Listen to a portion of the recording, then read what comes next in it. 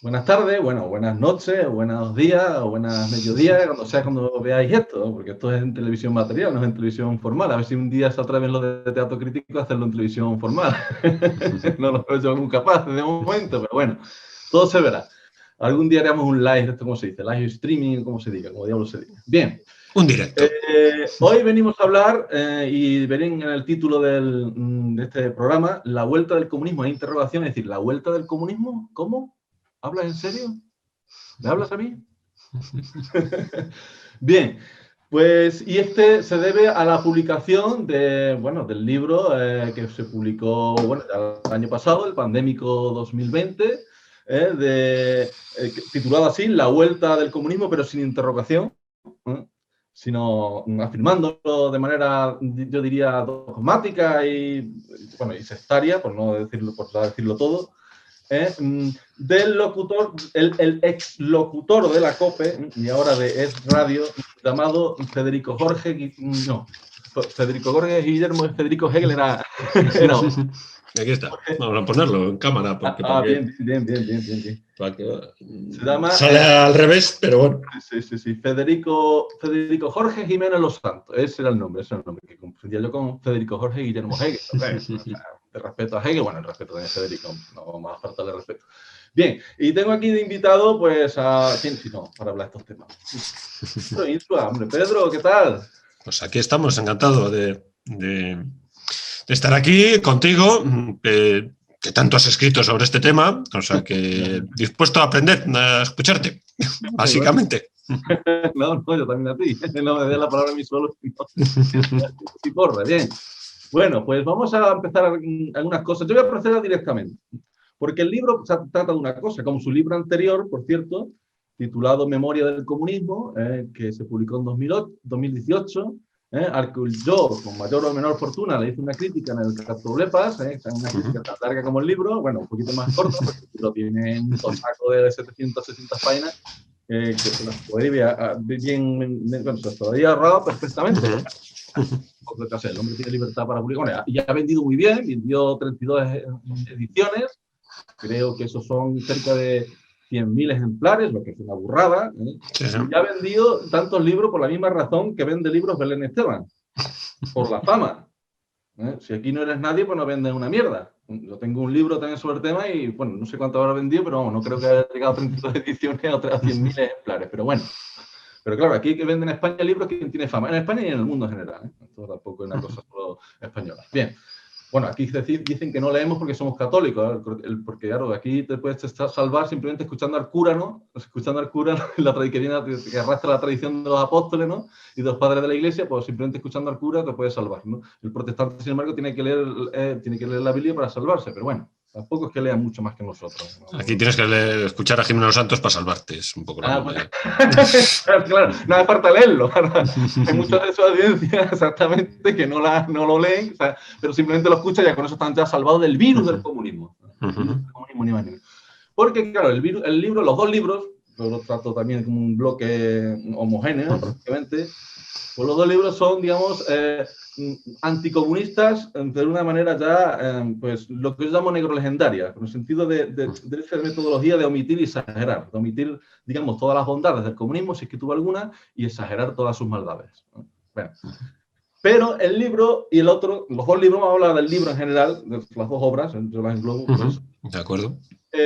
Digamos que lo que se trata es de decir que de traerlo al presente, del presente en marcha, nuestro presente político, social, en fin, cultural, y geopolítico, nos digamos. Y claro, lo que trata de decir Federico es, esto es el comunismo que ha vuelto, ¿no? O sea, es decir, ¿quién es el comunismo que ha vuelto? ¿Qué partido? ¿Quién es? Yo no lo veo primero. Pues resulta que es el partido Podemos, o Unidas Podemos, o Unidas Podemes, o como se llame. Eso resulta que ahora Podemos es el comunismo, que nosotros creemos que es, en fin, el comunismo sí, que hay en China, cuidado con eso, que eso habría que también que matizarlo. China es un comunismo pues también sui generis, muy diferente a lo que fue la Unión Soviética. De hecho, existió en plena Guerra Fría el conflicto chino-soviético, o sea que ahí ya había una escisión clarísima. Nosotros del materialismo filosófico hablamos de quinta generación de izquierda, refiriéndonos al comunismo marxista-leninista de la Unión Soviética, de sus satélites, y al maoísmo, a la izquierda asiática, nos referimos con la sexta generación de izquierda, lo cual yo hay una decisión ahí, bueno, perdón, de hecho también hay decisiones dentro de la propia quinta generación de izquierda, como entre trotskistas y estalinistas y otras muchas, claro. Y aquí en España, pues el Partido Comunista también siempre ha estado a palos entre ellos también, de alguna manera, y había polémica, en todas las familias pasa, hasta las mejores familias. Bien, yo te voy a empezar, a ver qué te parece a ti, Pedro. Voy a decir, a negar ya directamente, pero vamos, de manera tajante, que Podemos no es comunista. Y voy a dar las razones, claro, porque hay que dar las razones. Una verdad no vale nada, porque esto es verdad. Es decir, Podemos no es comunista es verdad, pero ahora una verdad no vale nada si no va vinculada a su fundamento, que decía Platón. Bien, vamos a ver. Comunismo y Podemos, ¿no? Vamos a ver, comunismo, pues ¿defiende la teoría del valor trabajo Podemos? Rotundamente no. Y tú lo sabes, Federico, que no la defiende. Y eso es fundamental en el marxismo. Cuando hablamos de comunismo, hablamos de marxismo. Vamos a decir marxismo en general. Si quieres un marxismo-leninismo, pero marxismo en general. Porque claro, si hablamos de comunismo en general, de manera lisológica, aquí nos podemos remontar hasta Platón, hasta los ebionitas, como hace Antonio Escotado. Aquí todos son la misma sustancia, todos son accidentes de una misma sustancia. Bueno, pues no. A ver. Comunismo es marxismo. Después, en sentido amplio, se puede hablar de comunismo, sí, de la comuna de no sé dónde, en fin, como de los ebionitas, por ejemplo, los cristianos pobres o judíos cristianos pobres del siglo I. Bien. Entonces, la teoría del valor del trabajo no la defienden. Podemos. Ni de coña. La teoría de la lucha de clases, tampoco. Pero tampoco. La revolución, han ido a la revolución, han pisado alguna barricada en su puta vida, perdón por la expresión. Estos tíos son demócratas. Estos tíos están ahí porque una serie de personas les ha votado democráticamente. O sea, revolucionarios no son. Son, digamos, abogan por la dictadura del proletariado, pero si no creen en la lucha de clases, ¿qué proletariado? Ya no creen en el proletariado siquiera. Bueno, ya menos el proletariado universal, que también está titulado por la historia. Pero, ¿hablan ellos del proletariado? Absoluto. Es que la palabra proletariado ni siquiera la pronuncian. Hablan como de la gente, del pueblo, esas cosas. Pero el proletariado, nada. A ver, influencia, digamos... Influencia, digamos, de la Unión Soviética. ¿Qué influencia tiene un Podemos de la Unión Soviética? ¿O de China? Bueno, China, digamos que la influencia de la Unión Soviética, que hubo aquí en los años 70, bueno, en plena Guerra Fría, bueno, desde los años 40 hasta que cayó el bloque soviético, hasta que cayó la Unión Soviética, pues es muy diferente también a la influencia que está teniendo China en el mundo. También un sistema de influencia diferente. Por ejemplo, aquí no hace falta ya que los chinos vengan a inundarnos de propaganda marxista a través de libros y de editoriales, porque eso ya existía. O sea, desde que China ya despertó como gigante, digamos, a los años 90, en los años 2000, cuando China, digamos, ha dicho, aquí estoy yo en el mundo, de alguna manera. No nos han inundado de influencia marxista porque no hace falta tampoco. Entonces, ahí la influencia es diferente. A mí la diferencia es muy diferente. La de China, pero vamos, los chinos no están por la labor tampoco por Podemos, los chinos no están por tonterías. Los chinos, igual, los chinos los primeros los chinos, y son 1.400 millones de chinos, una barbaridad. O sea, también tendrán que defender lo suyo, lo que creen que es suyo. ¿Sabes? Es un imperio, digamos, centrífugo, o sea, centrípeto, no centrífugo, como sería el caso de la Unión Soviética. Bien. Después, digamos, el fundamentalismo democrático, bueno, yo creo que Marx no era fundamentalista democrático, salvo algunas frases que se le pueda pillar, pero fundamentalismo democrático no hay.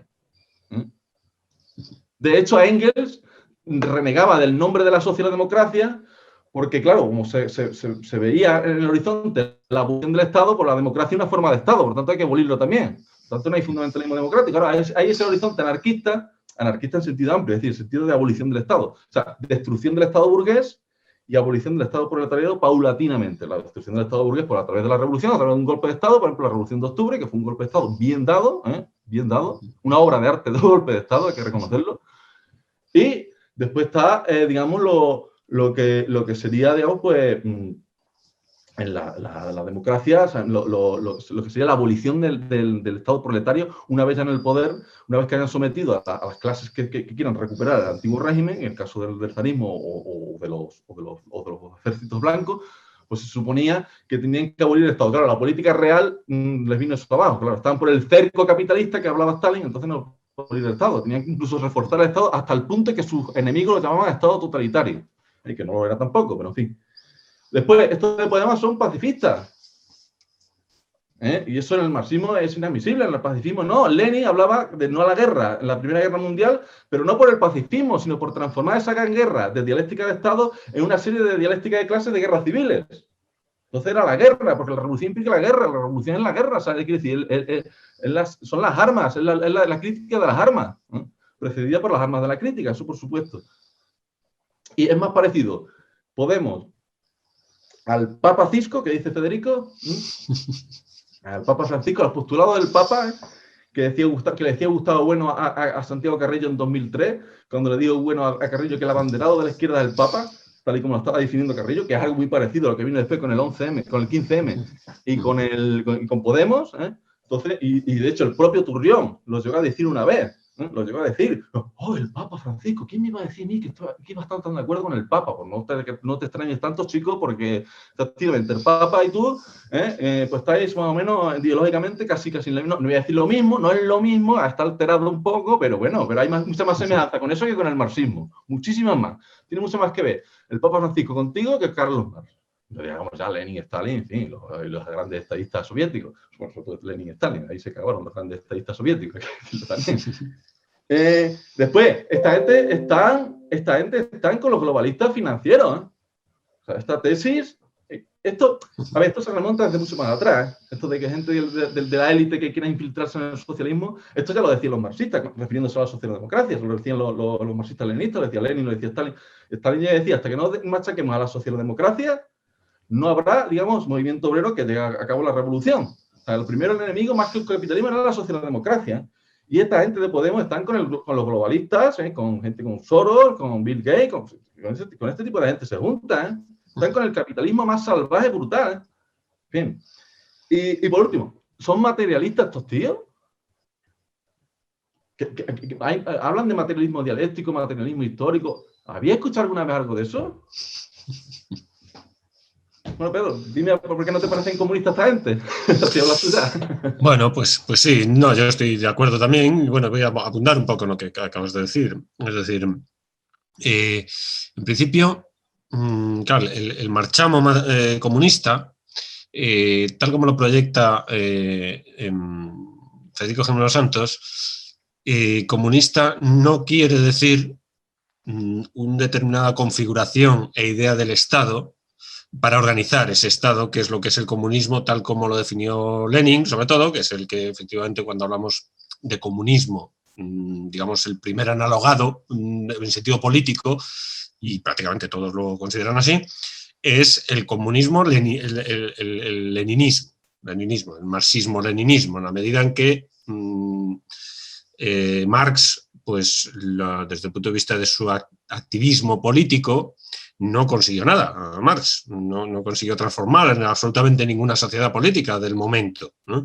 A lo máximo que se consiguió, y tampoco fue por Marx, fue más bien Blanqui o Blanc, pero no Marx, es los comuniards y tomar el municipio de París, ¿no? Y que es el modelo, además, en cualquier caso, para Lenin después, ¿no? Entonces, el modelo en parte, es que claro, los comuniards, que supongo que esto de los comuniards, también una especie de revival en esto ahora de los comunes, que se llaman en Cataluña, ¿no? Una cosa completamente ridícula, pero que yo creo que va un poco por ahí, ¿no? El nombre. Sí. Porque, claro, es curioso, pero su comunidad, su común, eso del común llega hasta el Ebro, porque del Ebro para abajo ya, pues, por lo visto, ya no son capaces con esa idea de comunidad que tienen de atravesar el río. Ya no llegan, ya no llegan a la otra orilla, es una cosa increíble, pero bueno. Entonces, es un común que implica el separatismo, o sea, están en complicidad con el separatismo y hablan de lo común, o sea, es una cosa realmente de risa. Pero, digo, la idea, digamos, política de comunismo es el marxismo-leninismo, ¿no? Que sobre todo se expresó, digamos, de una manera estatal, digamos, se configuró en el seno de un Estado en la Rusia de los zares, transformando la Rusia de los zares en una sociedad, pues, socialista, para decirlo así, ¿no? A través de un golpe de Estado, aquello que hablaba Malaparte, ¿no? Curcio Malaparte, de la técnica de un golpe de Estado, una técnica de golpe de Estado que fue, pues, lo que se produjo, pues, el 25 de octubre, básicamente se expresa, digamos, el 25 de octubre del año 1917 con la toma del Palacio de Invierno. Entonces, a partir de ahí, pues, esa sociedad se transforma totalmente. Esto es el comunismo, digamos, del que estamos hablando, el comunismo del que habla Federico Gimeno Los Santos en sus 2 libros. Es el que tiene como referencia fundamental. Después hay una especie de continuidad, pero ya de manera confusa, con el comunismo chino, pero ya es muy confuso. En el caso de el comunismo que él cifra, que es el canon para él, es el leninista. Lenin es el origen de todos los males, porque él entiende no el comunismo como un fenómeno político de transformación del Estado, sino como el mal absoluto. Vamos, esto es un poco la idea. Es el mal, el comunismo es crimen y robo. Crimen y robo. Entonces, claro, a la hora de interpretar la transformación que opera por parte del comunismo en Rusia, desde estas coordenadas del comunismo como crimen y robo, claro, ¿cómo es posible que una sociedad de 150 millones de habitantes sean capaces de ser envueltas por un individuo? Porque Gimeno Los Santos todo lo cifra digamos, como clave de la transformación en el espíritu subjetivo, por hablar en términos hegelianos, no en el espíritu objetivo. No acude, lo hace pero como comparsa del espíritu objetivo. O sea, la clave de la transformación es el cerebro tortuoso y completamente lleno de interpretar, le echa las cartas, digamos, del Freud, del psicoanálisis. Federico tiene vamos a decir, la arrogancia, no, la audacia, Gimeno Los Santos, de echarle las cartas a Lenin, las cartas del psicoanálisis, porque es curioso, Gimeno Los Santos se come el psicoanálisis, ¿no? Fue psicoanalista. En su época psicoanaliza. Entonces, la clave de la transformación revolucionaria soviética es una clave completamente psicologista, psicoanalista, tras interpretar la psicología, la psique de Lenin. Y sucede que casi está rozando aquello de la frenología, ¿no? Gimeno Los Santos, a la hora de interpretar el fenómeno, porque habla del cerebro de Lenin y tal, y interpreta ahí, pues, su sequedad y sus humos y sus cosas. O sea, parece el Hombroso, hablando del homo criminal, ¿no? Del hombre asesino. Pues esto. Y esta es la clave que utiliza. Es decir, todo elemento del espíritu objetivo, por llamarlo en términos es decir, pues claro, las condiciones sociales, del zarismo, por ejemplo, pues eso se queda en un vago referencia. Entiende Gimeno Los Santos que el gobierno provisional tiene la legitimidad de la democracia, y entonces Lenin da un golpe contra la democracia. Porque, digamos, la legitimidad está en el gobierno provisional, un gobierno que era completamente, que por el propio Gimeno Los Santos también lo dice, si es que era lo que pasa es que era un gobierno completamente débil, no tenía representación, Kerensky no tenía, cuando dan el golpe en el Palacio de Invierno. Desde Kornilov aquello estaba vendido. Claro, entonces cuando se el tejemaneje con Kornilov y las acusaciones a Kornilov más o menos falsarias por parte de ese juego que se trata, que lo explica perfectamente Pipes, ¿no? en la Revolución Rusa, pues todo esa tentativa de acusar, digamos, a Kornilov de querer dar un golpe de Estado por parte de Kerensky para así ganarse a los bolcheviques, y bueno, todo este tejemanejes, pues bueno, que Gimeno Los Santos lo conoce porque tiene a Pipes como referencia fundamental, ¿no? Pues queda en una idea, digamos, en un trasfondo muy vago, sin analizar, digo vago porque no lo analiza Gimeno Los Santos, ni analiza doctrinalmente el comunismo. Aquí incurre en un marisabidillismo, vamos a decirlo así. Dice, sí, yo me los leía todos, pero no hay un puñetero análisis de absolutamente nada por parte de Gimeno Los Santos. No hace una crítica al marxismo, no la hace en absoluto. Hace una cosa ridícula, que pretende ser el fundamento de su crítica hacia la Revolución Soviética, que es el psicoanálisis de Lenin. Una cosa asquerosa, realmente. Un chapoteo en el psicoanálisis realmente ridículo y asqueroso. Y con eso pretende hacer tener una visión de lo que es la Revolución Soviética. Hace falta tener jeta. Hace falta, es un marisavillismo insoportable, porque él lo nombra todo, ¿no? Lo nombra pues la crítica al programa de Gotha. Yo me los leía a todos, y pues como si muy bien, te los habrás leído, pero es como si no los hubieras leído, porque no haces ninguna crítica en absoluto, nada, a la ideología alemana, nada, cero. Entonces, como es el mal absoluto, interpretado en esos términos psicoanalíticos, pues claro, después ya lo utiliza como una carraca. Entonces, cualquier mal político es porque es comunista. Entonces, claro, no analiza el fenómeno político y entonces ves allí la relación de fuerzas, la correlación de fuerzas que puede haber, etc. No. Si hay algún desajuste, eso se debe siempre al comunismo. Entonces, claro, con eso funciona siempre. Claro, cualquier mal que aqueje a una sociedad cualquiera es porque ha habido una recaída en el comunismo. Entonces, nunca falla. Los santos nunca fallan, este es infalible, lógicamente, porque es como cuando Garzón decía que, claro, que la derecha no se puede, la izquierda nunca se puede corromper. ¿Por qué? Porque si se corrompe es que ha dejado de ser izquierda. Pues esto es igual. La prueba de que el comunismo es un desastre es que en cualquier asesinato, cualquier, yo qué sé, pues modos de proceder en el que se cometa algún tipo de exceso, es porque es el comunismo el que está detrás. Siempre, entonces, claro, es infalible.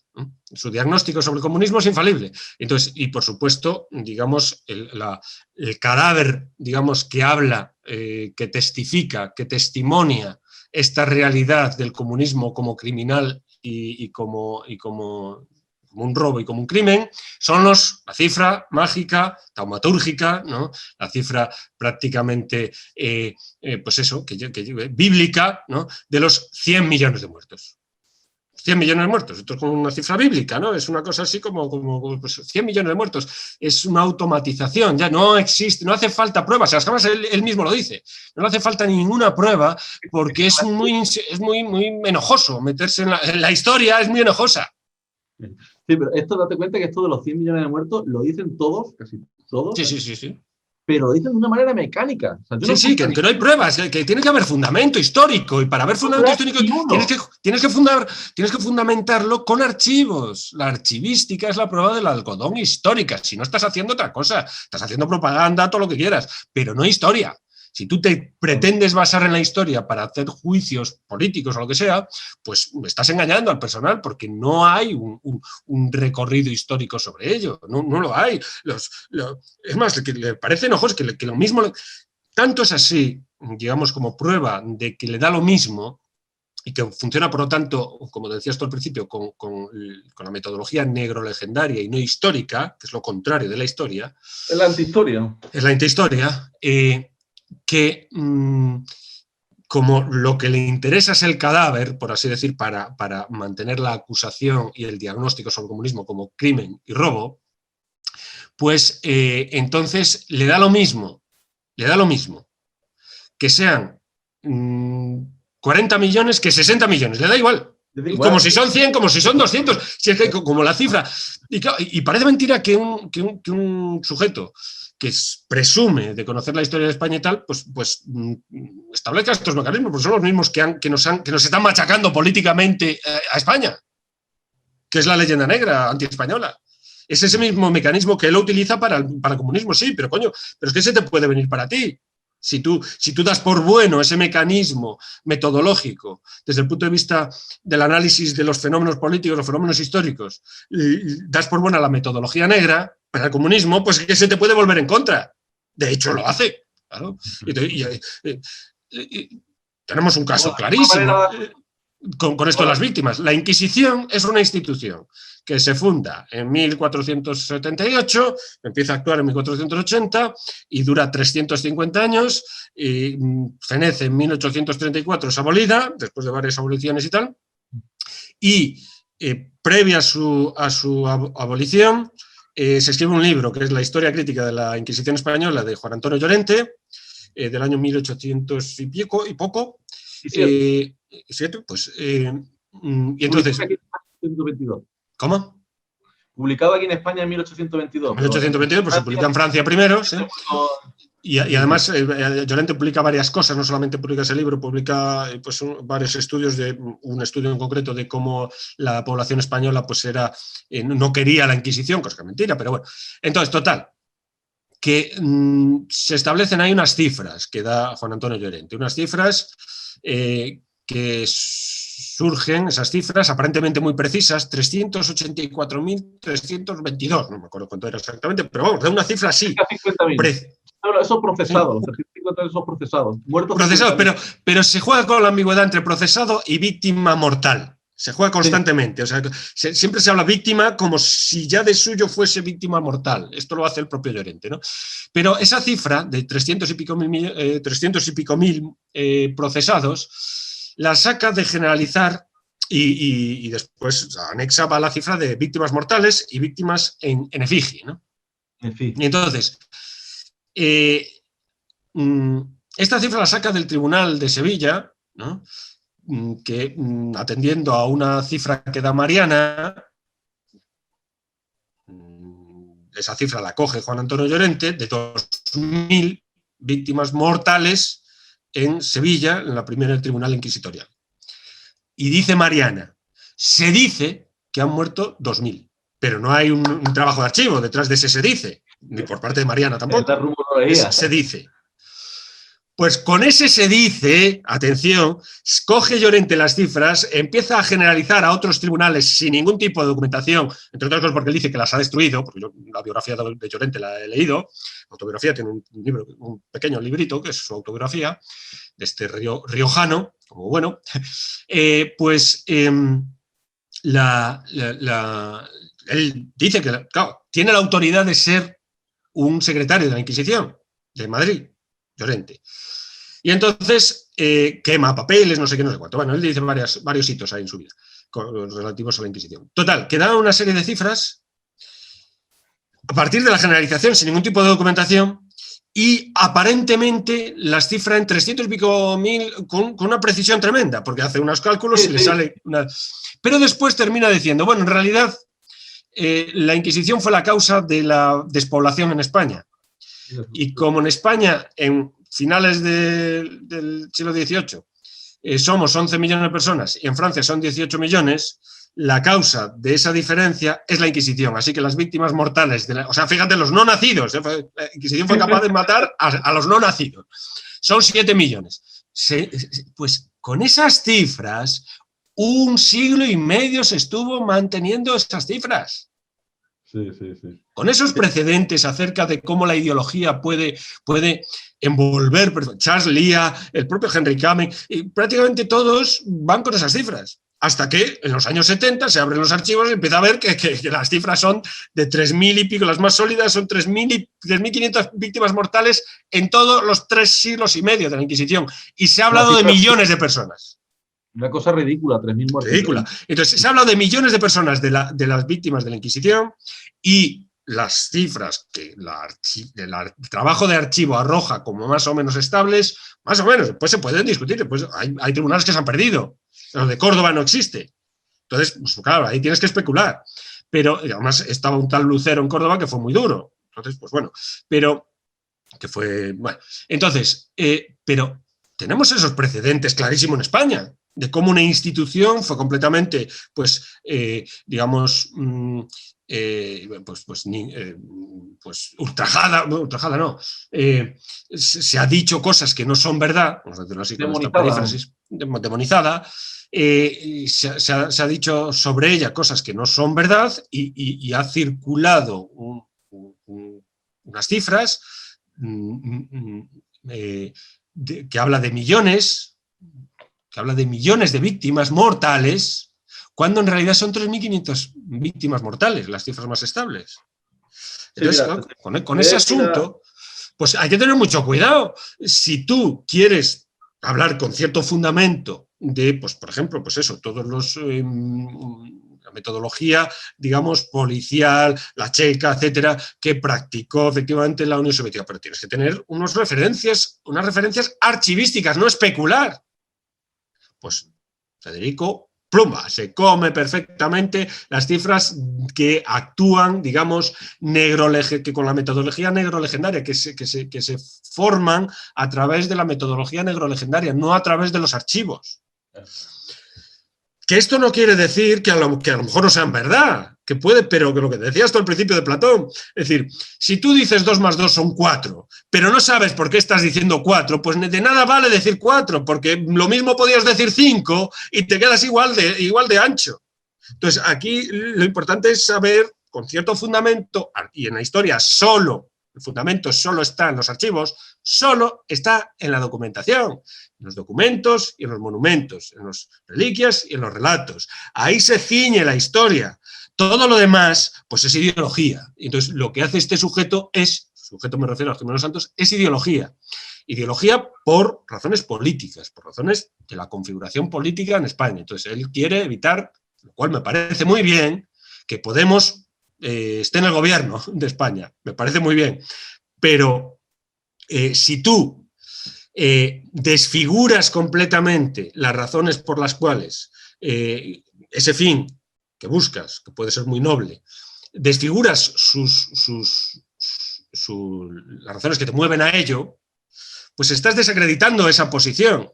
Y tú estás perjudicando, más que otra cosa, esa posición. Estás perjudicando, porque si tú manejas unas razones tan débiles, tan pobres, tan maniqueas, tan dicotómicas, para evitar que Podemos esté en el gobierno, pues a lo mejor nos los tenemos que comer al gobierno de Podemos con el PSOE, pues años, por culpa de manejar estas razones tan débiles y tan pobres, tan fáciles de destruir, desde el punto de vista doctrinal. Una mala crítica a este gobierno podría decir que este se prolongue. Exacto. Para España. Mira, te voy a decir la cifra exacta porque estuvimos dando precisamente aquí en Teatro Crítico un debate sobre la Inquisición. Estuvimos Iván Vélez, Carlos Madrid y yo. Y decía Llorente, 341.021 personas procesadas. Procesadas. Sí, 340. Procesadas. Vale. Fíjate la apariencia de precisión. Claro, exactamente. Por eso juega, esa es la retórica. La precisión ha sido, y dice, 31.912 quemados vivos, más 17.659 en efigie. O sea, más o menos, pues no, exactamente dice 49.571. Oye, pero 49.571 en 350 años, a mí me sigue pareciendo poco. Sí. No, hombre, pues comparado con lo que se ha dicho, pero parece que las ha contado uno a uno, es increíble, ¿eh? Parece que las ha contado uno a uno cuando en realidad está hecho por unas cuentas de la vieja, allí sacando de esa cifra de 2.000. Lo único positivo que maneja Llorente es la cifra que dice Mariana, que se dice habían muerto en Sevilla en el año 2000. A partir del año 1478 hasta 1500 más o menos. 1461, el primer auto de fe. Bueno, fue el primer auto de fe, sí, en 1481. 78, 1478 y en 1408. Sí, y nace. Y en 1480 comienza a funcionar, porque antes de que comience a funcionar hay 2 años en que están intentando, aún estando ya el tribunal instituido, están intentando por la vía catequética no ponerlo en práctica. Aún así, esos 2 años es importante, esa latencia, porque eso sigue hablando de la intención. Esos 2 años ponen de manifiesto cómo la intención de la corona no es ponerlo inmediatamente y tal y cual, no. Es intentar convencerlos, siempre la convictio está ahí siempre. Bien, vamos a ver, decías tú, Caro, el psicoanálisis ramplón que lleva a cabo Federico Jiménez Los Santos contra Lenin. Claro, aquí Federico se está fijando en una supuesta locura subjetiva de Lenin y no en lo que sería más criticable, desde luego, en la locura objetiva que podría ser el comunismo, que es criticable perfectamente. Pero, claro, de ahí a llevarlo a un terreno psicologista, pues es un psicoanálisis ramplón y de una falta de rigor y de criterio y de crítica, vamos, alucinante. Y claro, para el Federico resume el comunismo lo siguiente: mentira y terror, terror y mentira. Eso lo insiste. Sí, es machacón.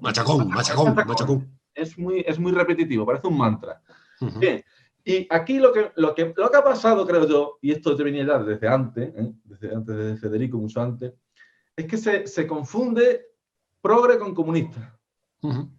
Y que conste que el calificativo de progre precisamente lo acuñaron los comunistas contra aquellos izquierdistas que durante el franquismo pues se llenaban mucho la boca, pero después no hacían nada, porque la verdadera oposición al franquismo, hay que decirlo, es el PC. Fue el PC. Los demás ni estaba ni se le esperaba. El PSOE no existía. El PSOE literalmente no existía. Lo que se fundó en Surene es otro partido, con las mismas siglas, pero es otro partido.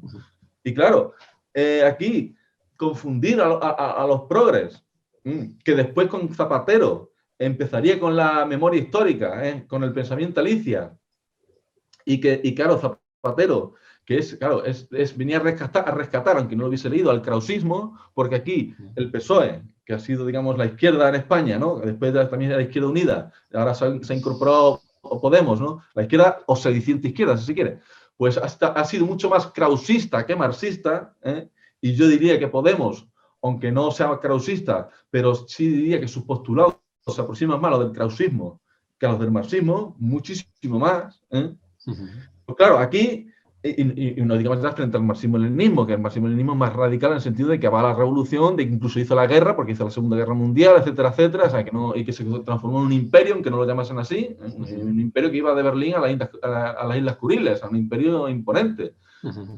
Que tiene su franja de verdad porque tuvo su victoria en la Segunda Guerra Mundial, que eso es muy importante, que eso parece que se ningunea, pero que... Y más entendemos a la Unión Soviética como un episodio del Imperio Ruso.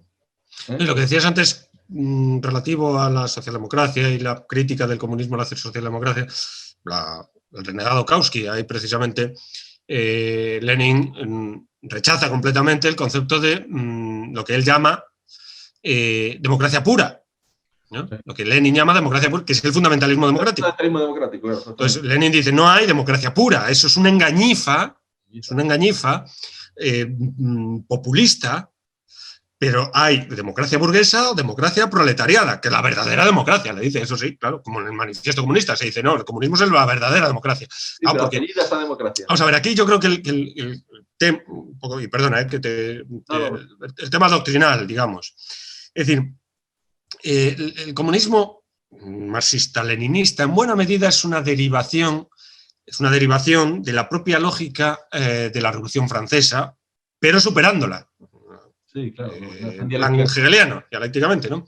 Es decir, la Revolución Francesa es el triunfo de la Revolución burguesa, entiende el marxismo-leninismo, ¿no? Entonces, ¿cuál es la lógica de la Revolución Francesa? Pues la siguiente.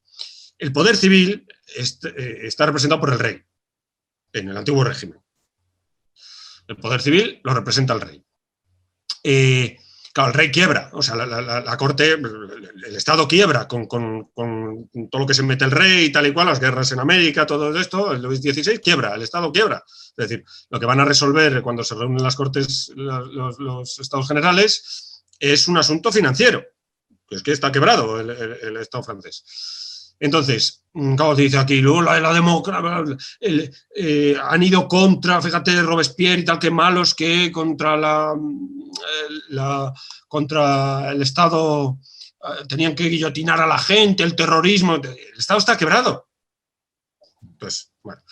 Y entonces, ¿cuál es el planteamiento doctrinal que plantea básicamente Sieyès sobre todo, ¿no? Pues es que el poder civil no es el rey. El poder civil es la nación.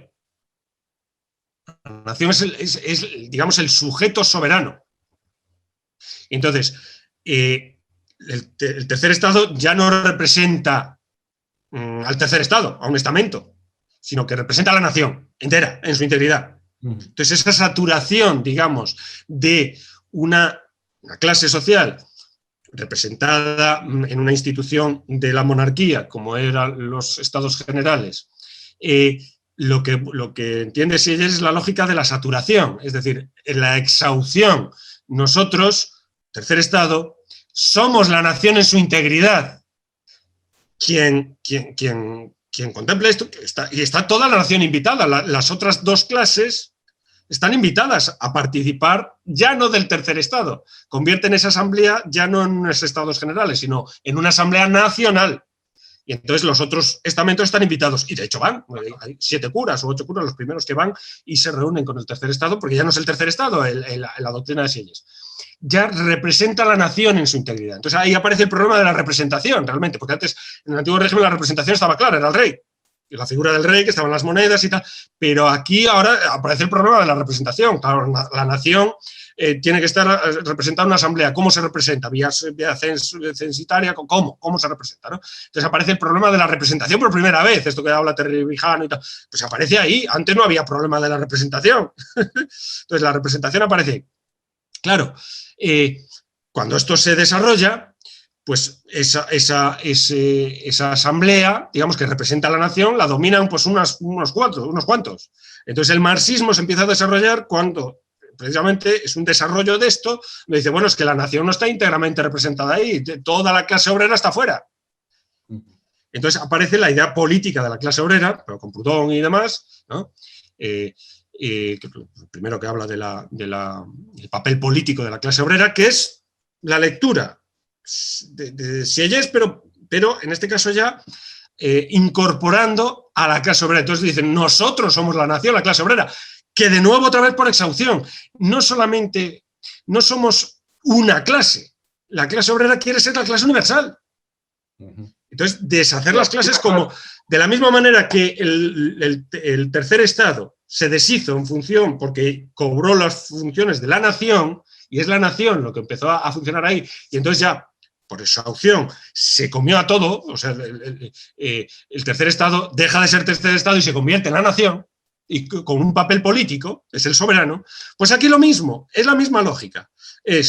Nosotros no somos la clase obrera, nosotros somos el Estado entero, somos la sociedad entera, la sociedad entera. La olización, es la lógica, creo que no quiero decir esta palabra porque no, como no la he definido previamente, aunque bueno, en teatro crítico ya está. Aquí la gente pero es llevar la lógica de la olización a los ámbitos en los que la Revolución Francesa no lo había hecho. Es la misma lógica. Es la misma lógica. Entonces, claro, aquí lo que pasa es que se le desbordan las fronteras. Claro, la nación sigue siendo la nación francesa, pero aquí es la clase universal, es todo el proletariado universal. Entonces aparece la idea de la internacional. Sí, sí. Bueno, entonces, que después, en fin, con el devenir de la política real, cuando vino la Segunda Guerra Mundial, ya no hablaban del nombre del comunismo, sino de la... No, claro, ahí se ciñen. Ahí, bueno, lo llamó bonapartismo. Sí, bonapartista. Bonapartismo. Es Napoleón, de alguna manera. Claro, es Napoleón, porque es la expansión, o sea, claro, el equivalente, o sea, hay dos fechas claves, ¿no? Pues el 14 de julio de 1789 tiene como desarrollo, pues, en 1804, el Imperio Napoleónico. Pues el 25 de octubre de 1917 tiene como desarrollo el estalinismo. El ascenso de Stalin, claro. Stalin, exacto, es un paralelismo, porque opera esta misma lógica de la exhaustión, pero que después se tiene que ceñir porque el Estado no lo puede eliminar. Vamos a ver, también lo intentó eliminar la Revolución Francesa, ¿no? La Revolución Francesa también tuvo esa aspiración universal, la Declaración de los Derechos del Hombre. Es lo mismo. Es decir, tratar de regir, igual que Roma, es el imperialismo. Es decir, lo que sale es un imperialismo. Tanto de la Revolución Francesa como de la Revolución Soviética. Sale un imperialismo, que es regir la humanidad entera, en función ya de estos coordenadas completamente diferentes, que es pero no la clase, no como clase obrera. Este es el error total. Entonces, claro, aquí Federico Jiménez Santos pues empieza a disparatar y a desbarrar, porque empieza a hablar de genocidio, práctica del genocidio por parte de del sovietismo sobre la clase burguesa, sobre los gulags, pero no es un genocidio, es que eso no tiene sentido hablar de genocidio. Y aunque sea verdad los 100 millones. Claro, aunque sea verdad los 100 millones, no es por genocida, es para destruir la relación de clase, que es lo que quieren destruir, la relación de clase, no a la clase, sino la relación burguesa de clase para transformarla y deshacer las clases, precisamente. No por motivos racistas, sino por motivos claro, no por el genus. El genus es el gens, la gente, no es por sociedad gentil, por sociedad tribal, por sociedad, no tiene nada que ver con eso. Por ser judío, genocidio. Genocidio implica una gens, que implica una idea biológica de algún modo. Aquí no hay ningún tipo de biología de nada. Es más, a Stalin se le va la mano totalmente, y es de los mayores errores que comes, con el caso de Lysenko, precisamente para evitar cualquier compromiso con el genética y tal y cual, pues la marxismo a tutiplén y meter vamos, machacar a los genetistas, a Babilón y tal. Entonces, en definitiva, que claro, esta lógica, digamos, que se expresa en el espíritu objetivo, por hablarlo en términos hegelianos, en espíritu objetivo, es donde hay que ver las claves del propio desarrollo histórico. No hay por qué asumir las claves del materialismo histórico. Tampoco por qué ver a la Revolución Francesa como una revolución burguesa y entonces la otra revolución. No tienes por qué verlo así. De hecho, pues se les va a esa doctrina, no se ajusta bien después, porque por lo que acabamos de decir. Exacto, lo que acabamos de decir, tienen que ajustarse al Estado siempre, el Estado, el propio Lenin tiene que ir... La política real pues, impide que... Exacto, la realpolitik, esa doctrina que alimenta, es como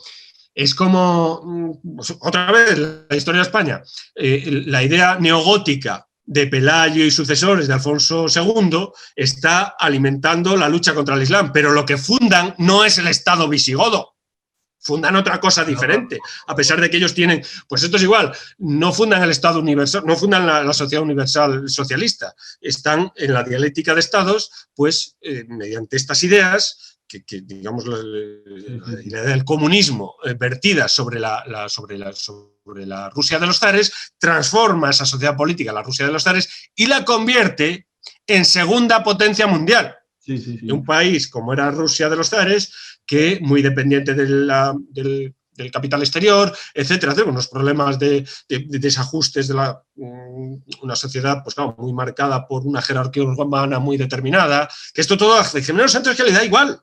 Sí. Y no le importa nada la industrialización, la colectivización. Nada. Que hicieron posible que la Unión Soviética se armase y ganase la guerra.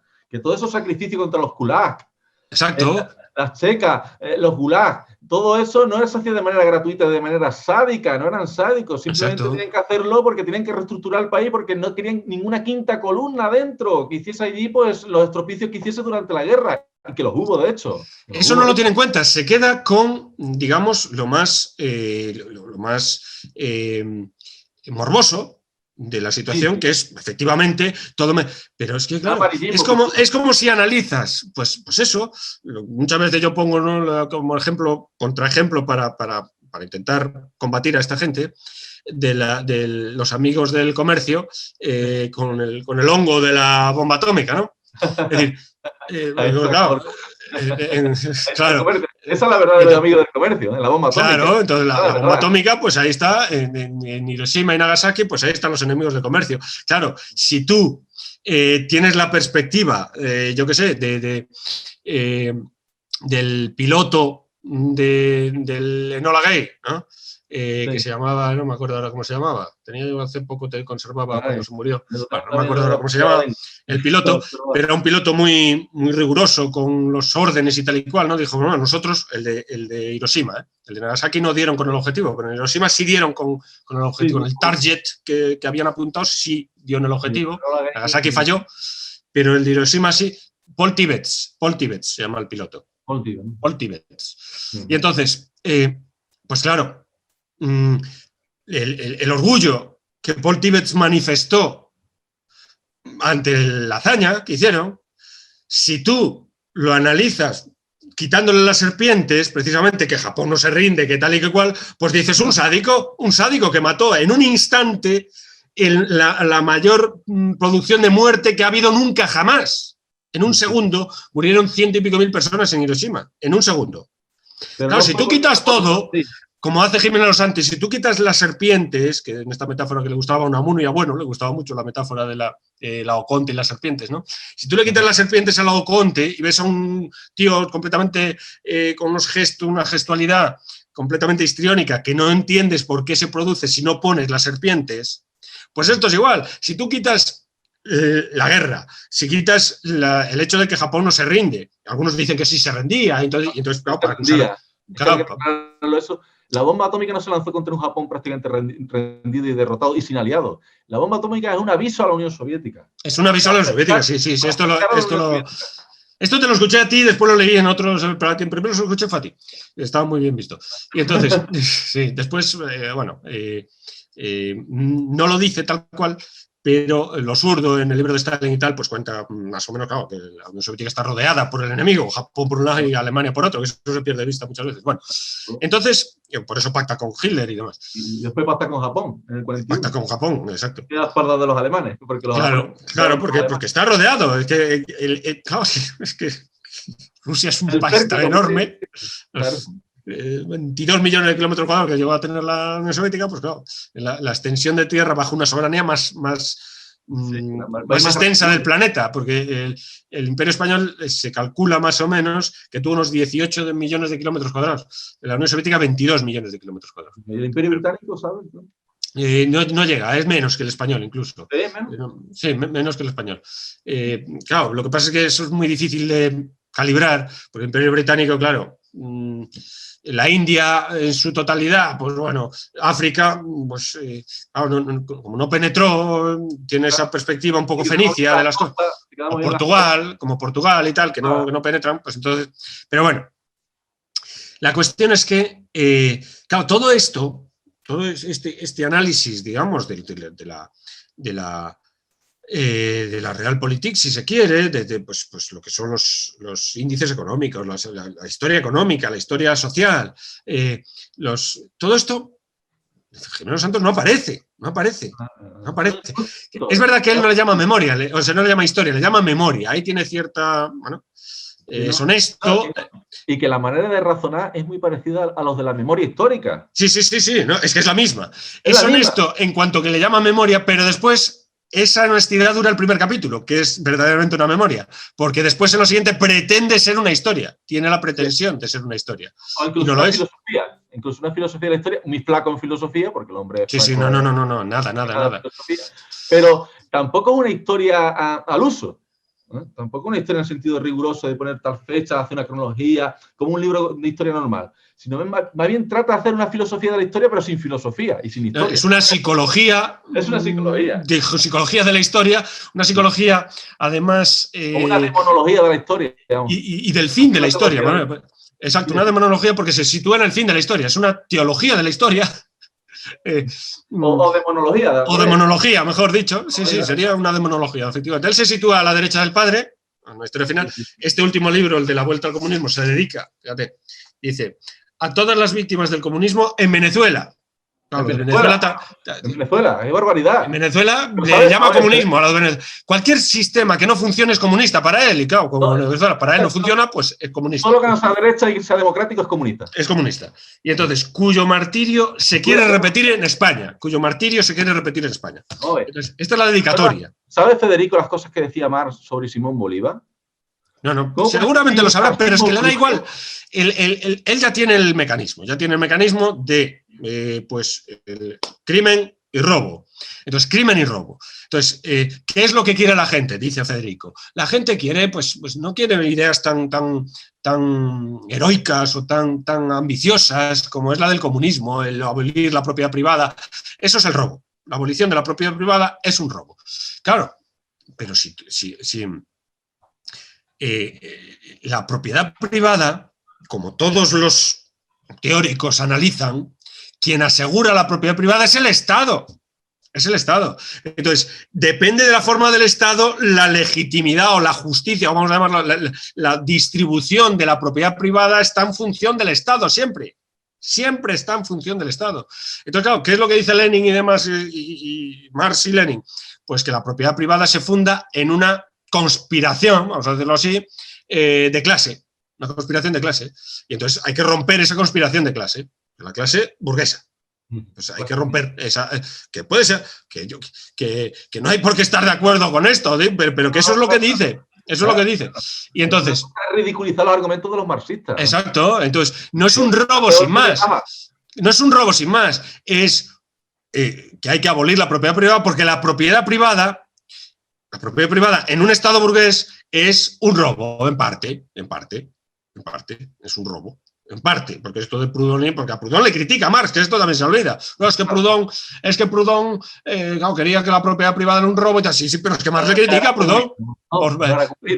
Claro, entonces, porque Marx hace un análisis crítico de la economía política, que puede estar más o menos mal o bien acertado. Gimeno Santos hace un apunte ahí que quiere ser, con ese marisabillidismo que le caracteriza, digo esto para utilizar un poco sus propios mecanismos, ¿no? Que le gusta poner, pues yo ahora le pongo marisabidillismo. Es difícil de pronunciar, pero bueno, marisabidismo. Fíjate, yo creo que opera con el brochagordismo. Bueno, eso... Con el brochagordismo, a pesar de lo quisquilloso que es, con el brochagordismo y con el marisabidillismo. Entonces, frente a la teoría marxista de que puede ser más o menos acertada, pero aunque solo sea, que esto tampoco tiene por qué significar nada, porque hay años y años, 2000 años de teología y está basado en una idea falsa. Claro, que esto es curioso, que lo compara, o sea, todos los males del comunismo los asimila, los configura Gimeno Santos bajo la idea de que es como una religión.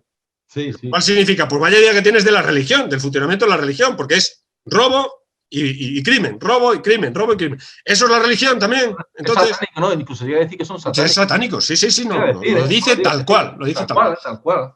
Entonces, claro, el marxismo parte de la idea de una crítica a la economía política, pero es que la literatura marxista es enorme, es oceánica. Claro. Que puede estar mal fundamentada. Yo no lo niego por escribir mucho, cantidades y cantidades ingentes de legajos y legajos, eso tampoco significa que esté bien fundamentado. Pero lo que hace Federico no es una crítica al comunismo, es otra cosa. Claro, pero por lo menos contempla algo y en sus variantes, además, porque el propio Marx es criticado. Por ejemplo, Gramsci dice: la revolución soviética se hace contra el capital, pero contra el capital entre comillas, o sea, contra el libro del capital, porque no sigue los mecanismos del capital. O sea, el propio tradición marxista, pues hay unas posiciones y otras. Entonces, el brochagordismo de Gimeno Santos, todo es comunista.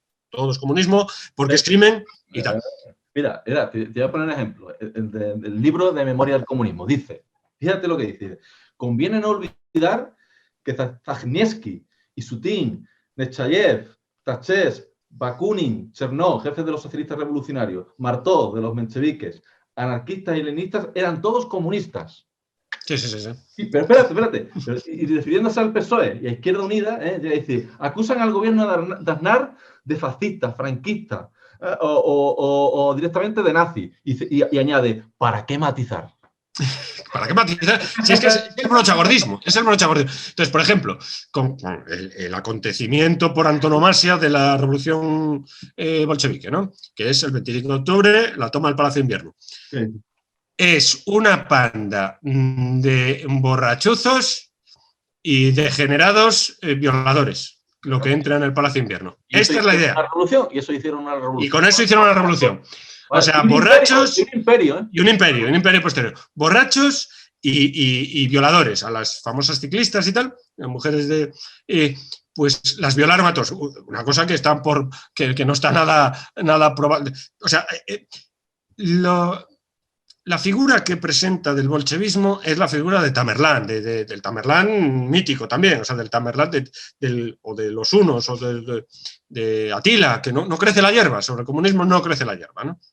Entonces, claro, o sea, con esa operación de auténtico rodillo bárbaro comunista, ¿cómo coño haces después que ese mismo Estado consiga concitar al resto de estados que se había perdido tras la paz de Brest-Litovsk, los consigues envolver otra vez, restaures el imperio de los zares territorialmente, te invada la mayor invasión de la historia. Muchísimo mayor que de la Primera Guerra Mundial, muchísimo más. El 22 de junio de 1941, Operación Barbarroja, el mayor despliegue militar de la historia, con un enemigo radical que te tacha de infrahumano. Y con británicos y americanos jugando a que soviéticos jugando y germanos entre ellos. Exacto.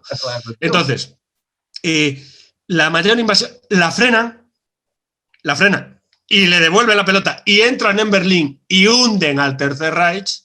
Sí. O sea, es una obra impresionante. Esto, ¿cómo es posible que salga de un tío degenerado, de violadores y borrachos? Sí. ¿Y cómo es posible que si eran tan asesinos y mataban a toda la población, cómo después, cuando llega la guerra, en la hora de verdad que deberían haber recibido a los alemanes con los brazos abiertos, no, todo el pueblo se una, la iglesia ortodoxa se una también al ejército rojo y vayan todos contra el enemigo común? Si hubiese sido, tal y como ellos dicen, que hubiese sido terror y mentira y terror durante los años del 17 hasta el 41, entonces el momento que hubiesen pisado los alemanes territorio alemán, bueno, toda la población hubiese ido con los alemanes y hubiesen tomado Moscú. No, encima va de comprensivo con el pueblo ruso, pero si le estás tachando de estúpido, de completamente genuflexo ante semejante barbarie. Claro, pues una locura objetiva, total y absoluta. Entonces, pues no sé de qué estamos hablando. Es decir, que Lenin encuentra en la sociedad, como todo movimiento político, es que es eso, el planteamiento mítico, legendario, teatral, que es que a Federico Gómez Montes le gusta el teatro, entonces pues teatraliza, la historia hace una teatralización de la historia. Entonces Lenin es un deus ex machina que aparece de repente en abril, ¿no? Pues después te dice... Pues te dice, puesto por el gobierno alemán y no sé, bueno, pues es que hay un juego de fuerzas ahí, claro, y ahí está la... Eso de puesto ahí por el gobierno alemán, como si el gobierno alemán hubiese visto el futuro en una bola de cristal. Y vamos a enviar a Lenin para que haga la revolución. Sí, efectivamente. Después mataban a Lenin y mucho más. Claro, efectivamente, después opera con anacronismos constantemente, ¿no? Entonces, por ejemplo, con el propio violación... análisis desde los fines opinanti, no de los fines operis. Sí, la violación en el Palacio de Invierno, supuesta violación de las mujeres en el Palacio de Invierno. Además, es que no tiene en cuenta muchísimas cosas que no tiene en cuenta. El Palacio de Invierno en ese momento está siendo un hospital, está siendo utilizado como un hospital de campaña. En fin, hay un montón de cosas que no tiene, que pasa olímpicamente porque el brochagordismo ideológico en el que está, pues no le interesa, obviamente, ¿no? Sí. Entonces, él quiere tumbar a Podemos. Entonces, de Lenin a Podemos. De Lenin a Podemos. Memoria del comunismo, de Lenin a Podemos. Ese continuismo completamente absurdo. De la misma materia. Con Venezuela. Si Chávez renegó en numerosas ocasiones del comunismo. Y ahí están los vídeos. Y ahí están los vídeos que se pueden ver perfectamente por YouTube. El Partido Comunista. Y que no puedes mezclar a Simón Bolívar con Marx. Que no. Pero además, Bolívar. Ahí tienes el libro de Víctor Farías, yo creo bastante iluminador de dónde sale Chávez. ¿De dónde sale Chávez? Que es el fin del principio, ¿no? Tenía asesores neonazis al principio, los expulsó, expulsándolo, pero los Ceresole y Heinrich. Ceresole y Heinrich. Heideggerianos. No eran marxistas. La política heideggeriana, de Heidegger y su herencia, en ese libro de Víctor Farías, muy iluminador, que no solamente está en Venezuela, está en Irán, pues el Tercer Reich, cuando es derrotado, la doctrina no es completamente derrotada. La doctrina se infiltra en muchos movimientos. Se infiltra en Irán, se infiltra en Venezuela, se infiltra en Galicia. El nacionalismo gallego es de origen heideggeriano. Es la ideología alemana, lo que se filtra al fin y al cabo es la ideología alemana. Es la ideología alemana, es Heidegger. Bueno, hasta el punto que Hegel sería tomado por el Departamento de Estado de Estados Unidos cuando cayó la Unión Soviética en 1921 fue Fukuyama, que era un hegeliano. Sí, exacto. Entonces, todo lo que se quiera, pero hegeliano. Sí, lo que pasa es que Hegel tiene ahí, es difícil ajustarlo con las ideas de 1914, como decía Lusurdo, ¿no? Y claro. se está más unido a las ideas de 1789, pero bueno. En el sentido del fin de la historia, claro. Sí. Hay muchas cosas que... Porque Hegel es mucho Hegel, Hegel se podrá criticar lo que quiera, pero Hegel es un gran filósofo. No. Como lo era Marx. Eso, efectivamente. Hay, Gemelo Santos, da puros, por ejemplo, la crítica que hace al marxismo, a la crítica de la economía marxista, a la contribución a la crítica de la economía marxista, por utilizar el término este de Marx, la crítica al capital capitalista que hace Marx, esto da dos notas ahí, el capital trabajo, no sé, dos notas completamente, y es lo que repite constantemente. No. Bueno, cosa, por ejemplo, crítica al monismo del Diamat. Nada, no. Bueno, baja por la cabeza. Monismo, eso es Chávez. Para Jimeno Santos, monismo es Chávez, que es el gorila. Ese es el monismo que baraja Jimeno Santos. Entonces, y ojo, también hay que decirlo. Bueno, estamos un poco ya así en cierto caos, pero bueno. Jimeno Santos es muy agudo, y tiene mucho bagaje intelectual. Sí, pero ¿no? Es que aquí no, aquí es el brochagordismo total y absoluto. El libro Lo que queda de España, de Jimeno Santos, es un libro muy agudo, muy preciso, muy ponderado. Bueno, no le negamos las virtudes a Jimeno Los Santos. Que exacto. Y entonces, pero es que está en el brochagordismo más exagerado, más en esa teatralización en la que está. Por ejemplo, son detalles también que tengo ganas de decirlo, hombre, así en pantalla y tal y cual. Cuando habla del comunismo y cómo borran al rival de las fotos y tal, se escandaliza, ¿no? Dice, es la mentira, crimen y robo, mentira, crimen, robo, mentira, crimen, robo. Bueno, pues él cuando en el último, en la vuelta al comunismo, habla del premio que le dieron a DENAES, que DENAES, la Fundación DENAES, de Defensa de la Nación Española, que hombre, que yo de eso algo sé, porque estaba en esa fundación. Cuando se fundó, el día que se fundó, en el Hotel Landa, en Burgos, digamos, los discípulos de Gustavo Bueno, si es que hay gente que me considera así, yo no digo nada, hay gente que así lo considera. Yo no digo nada. Hay gente que me considera tal cosa. Bueno, pues de los que a la gente considera discípulos de Gustavo Bueno, yo lo intento, también pongo las cartas sobre la mesa, por supuesto. Yo creo moverme en esas coordenadas, o eso procuro, no por ser esas coordenadas y más, pues, sino porque creo que son las coordenadas más ajustadas a la realidad, obviamente. Bueno, pues de todos los discípulos, el único que estaba allí, junto con Gustavo Bueno Sánchez, y el propio Bueno, era yo, en aquella reunión del Hotel Landa, cuando se fundó la Fundación DENAES, a iniciativa de básicamente Santiago Abascal y Garrudo. Y básicamente de Garrudo, ahora candidato por Vox, por Santander. Entonces, cuando esa Fundación DENAES organizaba 3 eventos anuales, básicamente, que era una otorgación de unos premios españoles ejemplares, se llamaba, un concurso de oratoria y un curso de verano en la Magdalena. Una cosa muy pija, pero bueno, muy pija porque pretendían concitar a la nación, y para ir al curso ese verano había que tener 300 euros, así. Y claro, la nación recién nacida, digamos, estudiantes, no iban, cojones. Bueno, pero la cuestión es que era muy difícil. Pero la cosa es que en esos premios españoles ejemplares se premió a varias personalidades, y una de las personalidades a las que se premió no fue a Jiménez Los Santos, fue a Libertad Digital, y quien fue a recoger el premio fue Jiménez Los Santos, en representación, que es Libertad Digital, y César Vidal. En ningún momento lo menciona, lo borra, lo ha borrado como Stalin borraba las fotos de Trotsky, pues lo ha borrado de sus libros. Nunca lo menciona en su... Eso que escribió un libro penoso, 3 libros, vamos, de conversaciones sobre la historia de España, penosos. Jimeno Santos daba más de sí desde el punto de vista de la recreación de la historia de España. César Vidal es un negro legendario. Un negro legendario total y absoluto. El libro que tiene de César Vidal, que va en la misma línea que Jimeno Los Santos. Le falta respeto a Rocabarea llamándole Cacabarea, una cosa así. Sí, no. Pues el libro de César Vidal, Para Cuellos Catín, otra basura absoluta y total. Pero, bueno, dice ahí César Vidal lo mismo que decía Draper de la historia de España. Decía Draper, uno de los argumentos en favor de Draper, el famoso publicista, digamos, sobre la ciencia y tal y cual, bueno, Draper fue en una de las conferencias Draper en el siglo XIX, a la que asistió Thomas Henry Huxley, ¿no? El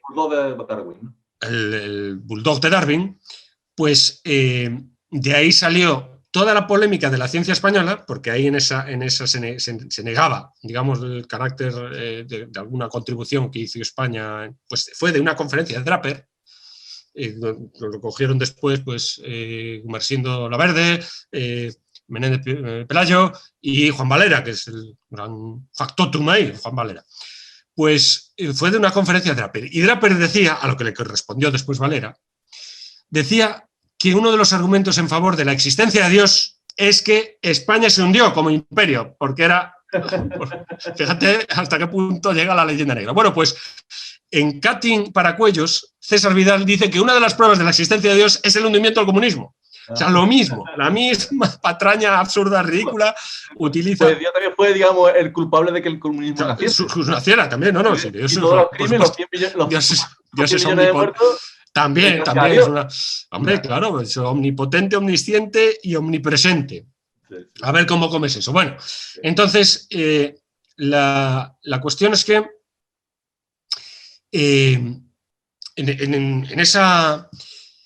en esos modos que él tiene de presentarse, ¿no? Como pues, una persona que estuvo, que sabe muy bien cuáles son los mecanismos que operan entre bastidores y tal y cual, y ahí estuvo en The Nice. Pues, coño, borras a César Vidal. No lo borres, dilo, que ese premio no lo recibiste tú, lo recibió Libertad Digital. Y lo recogieron, estaba yo presente, César Vidal y Jiménez Los Santos, los dos. Y en el mismo momento, además, que lo recibió Gregorio Salvador, gran filólogo. Lo que ha hecho Jiménez Los Santos con César Vidal es la damnatio in memoria. Es la damnatio in memoria, exactamente lo mismo. Para nada en el programa, ¿no? Sí. Pero que a mí me parece muy bien, pero que después no te escandalices cuando aparecen en otros. Porque esa falsa conciencia es el asunto. A mí me parece muy bien que quieras acabar con Podemos. Yo también lo quiero. Podemos es una lacra. Podemos es un desastre políticamente. Podemos es el correveidile del separatismo, disfrazado de todo propagandísticamente, de todo pues, el bagaje que tienen las izquierdas, que tienen un bagaje político importante, de transformación política, claro que sí, que esto no lo vamos a negar, joder. Es decir, pues las izquierdas, pues el movimiento obrero, todo esto, pues ha tenido un impacto social pues importante, que tiene que han muerto de éxito en buena medida. Las 8 horas de la jornada laboral, si es que es un logro, que yo no sé si que se puede ver como un logro o no, pero... Hay que ver cómo era la Inglaterra del siglo XIX, eso era brutal. Claro. Pero era la democracia. Era la democracia. Claro, y el liberalismo. Y contra eso va el comunismo. Contra eso va el comunismo.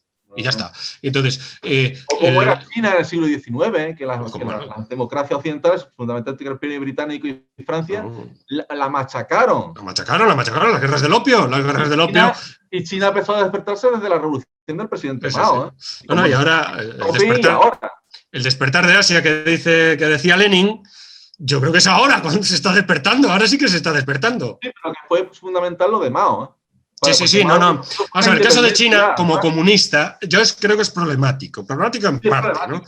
Problemático en parte, porque en buena medida se puede ver, se puede observar que sigue siendo un imperio mandarín, pero en lugar de un emperador, pues un partido comunista que son 70 millones de miembros, una cosa así. 90 millones. Yo creo que esta corrección ya me la hiciste en otra ocasión, que siempre digo 70 y tú me dices 90. Y siempre me parece... Es la institución más grande del mundo. Hay más miembros del Partido Comunista. Es que China rompe completamente con todos los cánones, rompe absolutamente. No hay canon estatal, digamos, en Occidente que sirva para medir lo que es China. No hay. Pues es un misterio dentro de un enigma, dentro de un secreto. Es que no hay manera, porque son 1.500 millones de sujetos, 1.300 millones de sujetos, 1.400 millones de sujetos, comiendo todos los días. Decía Gustavo Bueno en una escuela, en un debate esto que se llama La Escuela en Teleasturias, que lo que ha servido el marxismo, entre otras cosas, es para iluminarnos a nosotros de lo que pueda ser China. Y que desde las occidentales entender lo que es China. El despotismo oriental, ese despotismo oriental, bueno. Pero claro, China va más allá del marxismo. Sí, por eso. Vamos a ver, es que es una especie de torbellino. Bueno, Hegel la caracteriza, Hegel dice, allí no pisó el espíritu nunca. Dicen, es un presente continuo, ¿no? Y en España tampoco, en España no. En España tampoco. No, tampoco. Pero Hegel ahí dice, es un presente, la caracterización que hace Hegel de China es preciosa, preciosa. Es una especie de presente continuo en el que viven, dicen. Bueno, lo caracteriza como una especie de despotismo, pero que allí el espíritu no es un modo, digamos, de racionalidad neutralizada por las características genuflexión, digamos, oriental, ¿no? La proskinesis que llamaron los griegos y de la que renegaban completamente, contra la que se oponían, los proskinesis, el postrarse ante la autoridad gubernamental, ¿no? Como mecanismo de orden, ¿no? La postración. Tiene un libro, Anthony Pagden, poco nombrado este autor, yo creo que había que nombrarlo mucho más, un gran autor, Anthony Pagden, que se ha especializado en temas del Imperio Español. Tiene un libro que se llama Entre Occidente y Oriente, una cosa así, en el que dice cómo es un libro maravilloso, de Anthony Pagden, y entonces dice cómo se le ocurrió la idea de ese libro, y que estaba hablando con su mujer, viendo una noticia en televisión de Irán, sobre Irán y tal, y entonces los iraníes pues estaban arrodillando ante tal, y entonces la mujer le pregunta, ¿cómo ese gesto de arrodillarse tal? Y entonces escribe el libro Entre Occidente y Oriente, un libro bastante voluminoso para explicar ese gesto, que es el gesto chino, es el gesto de la genuflexión, mantener el orden con la genuflexión, la obediencia como modo característico de mantener el orden, ¿no? Y entonces, claro, China, hay una cosa, yo creo, fundamental también, bueno, que yo creo que se ha dicho y tal, pero bueno, que no, yo creo que no se tiene conciencia efectivamente de lo que eso representa. En los años 70, el 30% de la población vivía en ciudades. El 70% vivía en el campo, tras la política del gran salto adelante y tal, de Mao, de llevar a la gente al campo. China estaba volcada en la costa, básicamente en los dos ríos, el Yangtze y el río Amarillo, porque después es un desierto, el Gobi, y el Himalaya, y el Tíbet. Entonces, está muy concentrada, es una población bastante concentrada, a pesar de ser muy grande China, 9 millones de kilómetros cuadrados, pero la población son 1.400 millones. Es que 1.400 millones, es que en España somos 40 millones, 40 millones y ya se nos hace grande. El tema que aquí la gente está dividiendo por parcelitas porque parece ser que no se puede gobernar cuando llegó vamos, una dinastía entera italiana se fue porque esto era ingobernable y de aquellas eran 20 millones, pues tú imagínate 1.500 millones. Decía Mao, con que un 1% esté en desobediencia, esto es ingobernable. Claro. Entonces, son unas medidas completamente diferentes. Entonces, con ciudades populosas, etc. Entonces, el 30% estaba en la ciudad. Eso, con la política de Deng Xiaoping, de las reformas de Deng Xiaoping, unas reformas fundamentales para la historia contemporánea. La política de Deng Xiaoping, eso es fundamental. No se puede hablar nada de la política actual global, etcétera, sin contemplar lo que hizo Deng Xiaoping en China. De mandar a toda esa gente en 20 años, 800 millones de personas fueron del campo a la ciudad. Brutal. 800 millones de personas del campo a la ciudad, con una vida urbana, de consumo urbano, de tal, de cual. Eso ha generado un torbellino de tal magnitud. Eso no tiene parangón en la historia. No tiene parangón. Lo de la urbanización de Inglaterra en el siglo XIX es un chiste. Entonces, mi padre había estado en China en 1990 y tantos, en la ciudad del ejército de soldados, ¿cómo se llama? No me sale. la escultura esta enorme de soldados, la ciudad esta. No me sale ahora, de los soldados estos, de la tumba esta, que es un montón de soldados, tamaño natural y tal. Joder, la ciudad, bueno, da igual. Pues esa ciudad, que ahora no me sale el nombre, cuando fue mi padre en el año 1992, me contó así un poco, había un rascacielos, una cosa así. Mi padre fue en el año 2004, por ahí, también fue a esta ciudad, que ahora no me sale el nombre, y había como 50, 60 rascacielos en 20 años, en 10 años. O sea, un cambio brutal, brutal. Y claro, eso es que comen todos los días. Y luego está la India, que son 1.300 millones también. Y sin control ahí ala. Entonces, claro, cuando tú tienes eso, claro, en el caso de China, pues está en el Consejo de Seguridad. La India, al fin y al cabo, fue pues, una especie de colonia, colonia británica, y entonces ha tenido una posición diferente, ¿no? Está armada atómicamente, pero no está en el Consejo de Seguridad como miembro permanente y con tal, pues no fue derrotada. Bueno, fue victoriosa en la Segunda Guerra Mundial, pero como colonia de otro. Entonces, entonces ese cambio es el que estamos ahora viviendo. Bueno, esto lo contaba Bueno, ¿no? Por ejemplo, la guerra de Irak se explica perfectamente desde estas coordenadas, o desde este hecho. Sí, es una guerra preventiva para impedir que China se quede con ese petróleo. Exacto. Y el petróleo de la segunda reserva mundial en ese momento, que era Irak. China y Rusia. Bueno, Rusia no hay que perder la vista, por supuesto, ¿no? No, y ahí perdió, digamos, estamos hablando del año 2003, y ahí Rusia todavía estaba despertándose. Hasta que Putin.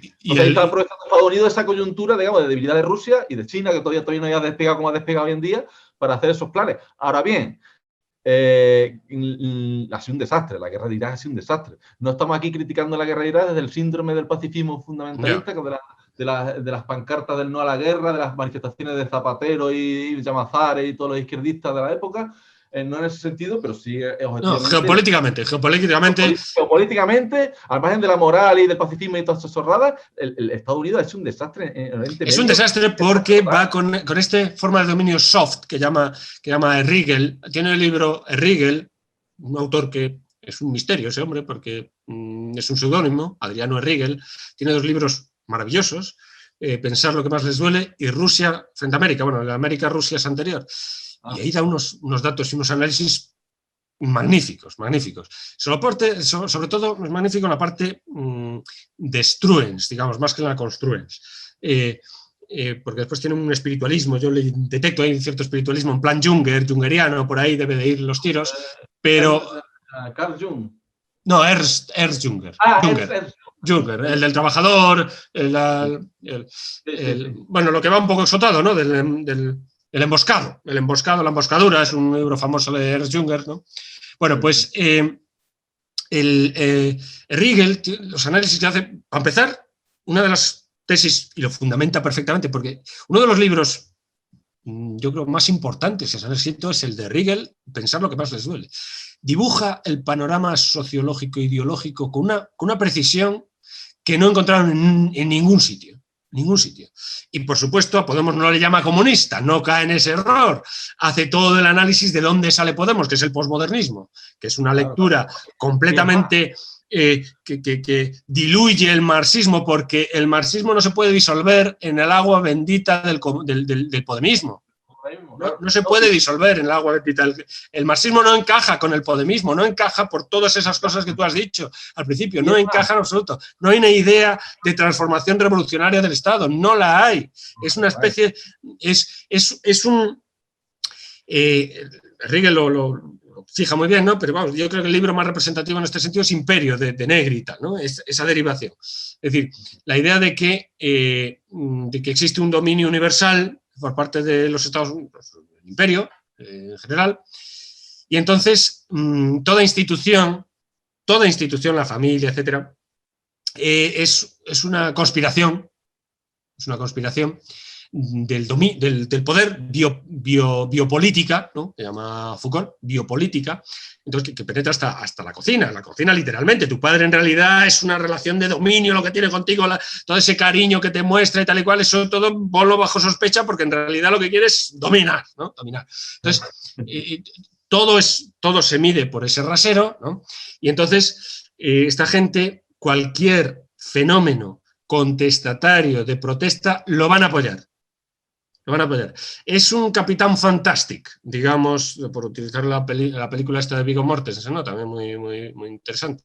Mira, una cosa muy importante es que Podemos, entre otros izquierdistas españoles, han tomado muchísimo más, pero muchísimo más, infinitamente más, de las ideologías que vienen de universidades estadounidenses que de los que piensan salir de la Unión Soviética. No, es que es el pensamiento francés, lo que llaman la French Theory, los americanos, en Estados Unidos. Ese es el caldo de cultivo de Podemos que se traspasó aquí a las universidades españolas. Si es que yo estudié en una de esas universidades, la Facultad de Filosofía fue junto con la de Políticas, la más sensible a ese movimiento. Y el hall de la Facultad de Filosofía fue lo que se trasladó el 15M a la Puerta del Sol, y era lo mismo. Era con las mismas consignas estúpidas, que son giros verbales, puramente verbales, no hay un análisis. El marxismo requiere de la crítica de la economía política, esto no hay nada de esto. Es una pura gestualidad, es una pura performance. Hay cosas como la teoría queer, por ejemplo.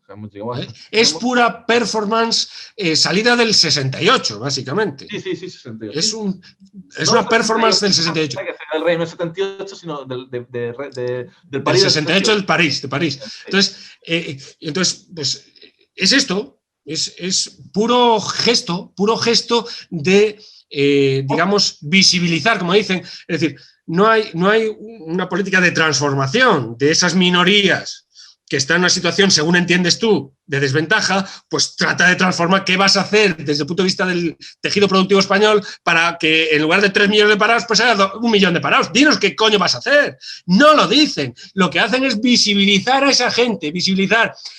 Y eso implica confinarla ahí. Porque si la vas a enseñar es porque quieres que en realidad son unos reaccionarios. No. Les interesa visibilizar a ese personal. Porque está oprimido. Pero coño, tendrás que hacer un plan para que dejen de estar oprimidos, dejen de ser lo que son. No quieren que dejen de ser lo que son. Quieren que se mantengan ahí. Los vascos, esa tribu del norte de España, llamada vascos, porque para Podemos es una tribu. Los vascos son una tribu. Hay un capítulo de MacGyver. Sí. Si te acuerdas de MacGyver, sí, pues hay un capítulo de MacGyver que salen los vascos. y una tribu allí, ¿no? Es una tribu total, salen allí y no sé. Es curioso cómo los americanos dibujan, ¿no?, en una serie a los vascos, esa idea que tienen del Basque Country, que le llaman, ¿no? Mira, y entonces dibujan allí, pues sale una imagen y están los vascos, según MacGyver. Y entonces, según la serie esa. Y entonces, pues MacGyver tenía que hacer una acción porque tenían allí presa a una señora. Los vascos tenían presa allí un zulo, seguramente, lo que sea. La tenían metida allí y tal. Y entonces MacGyver tenía que liberar con un chicle y una anzúa, ¿no? Pues lo que fuera. Con un chicle y una y ya liberaba y tal. Pues sale la imagen de los vascos, una especie de escena pintoresca de los vascos, y salen no sé qué haciendo qué, allí en un monte, sin una parte de arriba, haciendo una especie de tai chi, no sé, una cosa muy rara. Y esta es la imagen de los vascos. Después terminan persiguiéndole allí Pues esta es la imagen más o menos que tiene Podemos de los vascos. Es decir, una tribu oprimida allí y tal, que tiene que... Y la imagen del propio Otegi, ¿no? Decía Otegi en la película esta de Julio Medem, La pelota vasca, decía que cuando por fin dejemos de utilizar Internet, dejemos de beber Coca-Cola y comida basura, entonces recuperaremos nuestra esencia como pueblo vasco. Sí. Fíjate, calcula. ¿En qué se quedará esa esencia, no? Si lo desnuda de todos los atributos. La esencia es esa imagen que es la de la comarca más o menos, ¿no? Esa imagen, son capaces por esa imagen de pegarle un tiro en la nuca a tu vecino. Esa es la resolución. O sea, es terrible desde el punto de vista y la operar. identidad. La identidad, es que esa imagen es la imagen de la identidad, que se realimenta de sí misma. ¿Pero qué análisis económico se hace? De nada. De nada. Si tienen la pretensión de que cuando restauren cuando lleguen a fundirse con su verdadera identidad y autenticidad, se van a alimentar de sí mismos, por lo visto, como si fuera una causa sui. Es decir, ni siquiera van a neutralizar el segundo principio de la termodinámica, lo neutralizarán, no se perderá nada, porque el País Vasco... perseverado así desde el principio de los tiempos. Sí, exacto, por eso. Entonces van a recuperar esa esencia que han perdido, la recuperan y entonces pues no se pierde nada. Se alimentan de sí mismos, porque son eternos. Entonces una sustancia eterna que se alimenta de sí mismos, ni siquiera hay pérdida de entropía, ¿no? La segunda ley de termodinámica no se cumple con los vascos. No se cumple ni con los catalanes. Entonces, y en función de esa idea completamente ridícula, absurda, Podemos, que se la come, pero esta gente está pegando tiros a nuestros conciudadanos y nosotros estamos amenazados como españoles por esa gentuza con esas ideas. Y eso sí que se puede llamar genocidio. Y eso sí que es un genocidio. Desde, por lo menos EMIC, porque ETIC tampoco lo es, pero EMIC sí lo es. Ellos porque son españoles. Porque son españoles. Entonces, y ellos mismos, ETIC es que ellos son españoles también. Eso es lo que no. Entonces, un genocidio contra tu propia gen. Pues claro, contra su propia gen, lo que pasa es que como se creen que no. Pero, entonces, y con esto, que eso no tiene nada que ver con el marxismo, Federico. Voy a hacer como tú, le voy a hablar a la cámara para... Federico, escúchame, Federico, anda. Insigne, que gracias a ti Teruel existe, probablemente. Eso no tiene nada que ver con el marxismo. Esa idea tiene más que ver con la Iglesia Católica. Esa idea de causa sui, de eternidad. Porque la ETA, cuando surge, Federico, en su propio manifiesto primero, no hablan nada del comunismo, hablan del pueblo vasco y su esencia eterna y de los derechos humanos. Esto son Euskadi y libertad, la libertad de los derechos humanos. Lo dicen explícitamente, Federico, explícitamente. Libertad es la de los derechos humanos. La de los derechos humanos del año 48 oficiada por la ONU en Nueva York, no en Moscú ni en Pekín, en Nueva York. Y la Euskadi es la eterna Euskadi que vendió la Iglesia Católica en el siglo XIX. Esa que hablaba la lengua de Adán y Eva. Es ese pueblo vasco. Y esta es una decisión del PNV. El PNV, por supuesto, una decisión del PNV por la política del Vaticano que no les apoyó en determinado momento y tal y cual. Y se revistió, como se revistió la Iglesia, por otro lado, muchas veces, de marxismo-leninismo, porque encaja, porque el marxismo-leninismo tiene una lógica muy parecida a la lógica cristiana, porque se alimenta al cristianismo. Al fin y al cabo, Hegel era un cristiano, más o menos, y que es de lo que se alimenta. Entonces, pero se revistió de eso, pero es un revestimiento, no te confundas, Federico, el revestimiento propagandístico que utilizó la Iglesia, por ejemplo, en Hispanoamérica con la teología de la liberación. Pero no te confundas, no es lo mismo. Entonces, ETA nació en un seminario, esto es verdad, lo diga Agamenón o su porquero. Entonces, como decía, bueno, precisamente hablando de este tema. Entonces, pues eso... que eso no es el comunismo, que Podemos, y el caso es que Federico en algún momento lo insinúa, dice, Podemos se hizo separatista en determinado momento, y dice, pero si Podemos fue separatista desde el principio. Dice, contra toda lógica marxista,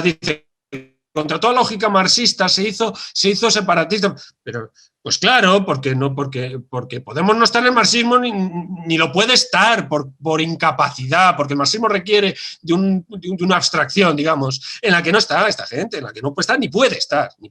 Yo leí el libro de Eduardo Garzón, de Alberto Garzón, ¿Por qué soy comunista? Y las razones de por qué es comunista, lo mismo hubiera dicho, y valdría lo mismo el libro, ¿por qué soy gibelino? O por qué soy güelfo. O sea, se ajusta tanto las razones que da a lo que dice aportar como razones para ser comunista como para ser cualquier cosa. Porque esta gente parte precisamente del posmodernismo. Es decir, cualquier definición, están en el mundo líquido, que decía Bauman, ¿no? En el mundo líquido. Entonces, cualquier definición es conservadora. Es una especie de nominalismo radical en que están, por eso Nietzsche les interesa también, a estos de Podemos. Encajan bien con el nietzscheanismo. Hay muchos líderes o más o menos personalidades en torno a Podemos que están con Nietzsche para arriba y para abajo. Es con Marx. Con Marx no. Es un Marx completamente pasado por Heidegger en la lectura de Felipe Martínez Marzoa, es decir, que es del que beben más o menos Fernández Liria y de Laclau, Fernández Liria y el otro, de la Complutense, no me acuerdo cómo se llama. Entonces, bueno, y Santiago Alba y tal, pero es una cosa líquida. Entonces, cualquier definición es una opresión. Saber es oprimir. Entonces, cualquier definición es opresión. Entonces, estos están en eso. Y entonces, que después, como es arbitrario, después actúan por otros motivos, pero no por la doctrina, sino por otros motivos ya de afinidad sociológica, tal, pues las rastas le van, no sé qué. Entonces, se van, digamos, dirigiendo sus movimientos en función de eso. Las izquierdas, tal, no las derechas, porque es líquido, pero tiene muy claro dónde está la izquierda, según ellos. O sea, no hay definiciones, pero sabe muy bien cuál es la derecha y cuál es la izquierda, según ellos, ¿sabes? O sea, que después sí que decir, por ejemplo, España, tratar de definir España y tal y cual, eso es una imposición, eso es un dominio, es con el conservadurismo, pero al andaluz lo pueden definir perfectamente. O sea, que después, porque como parten de la propia arbitrariedad, que es lo más arbitrario que hay, ese relativismo es lo más arbitrario que hay, porque no hay control. Es lo que llamaban los escolásticos, es contradictorio quel libet, de lo contradictorio, cualquier cosa, entonces te salen por donde quieran, entonces es su arbitrariedad la que prima al final. Entonces, ¿por qué los vascos tienen derecho? Porque les sale de los cojones a Otegi, porque no se siente español. ¿Y por qué no se siente español? No hay análisis histórico, porque en cuanto toca la historia, no, es la razón histórica no la contemplan, la razón política tampoco. Es el sentimiento. Es el sentimiento. No, entonces, ningún argumento objetivo. El sentimiento, claro, porque se visibiliza y se respeta y ya está. Entonces, bueno, esta es un poco la... Oye, llevamos 1 hora y 42 minutos. Bueno, perdón a la audiencia por su paciencia. Bueno, vamos terminando. Y nada, recomendarles que... Bueno, a ver, enseña el libro de Federico, enséñalo a la cámara. Sí. Venga. Pues bien, pues eso es coronavirus. Aquí tienen la vacuna. Y yo os recomiendo que leáis los dos. Y ya se llegáis, digamos, a una especie de dialéctica. Mira, yo soy dialéctico, yo tengo en cuenta la opinión del contrario. Siempre que no hago del contrario... Bueno, contra ese, o sea, ese se enfrenta mejor al de memoria del comunismo, el que tú estás ahí manejando. Mejor contra el de memoria. Este es una especie de reportaje de los últimos momentos y tal, de Podemos, de sus comidillas con los líderes de la derecha y tal.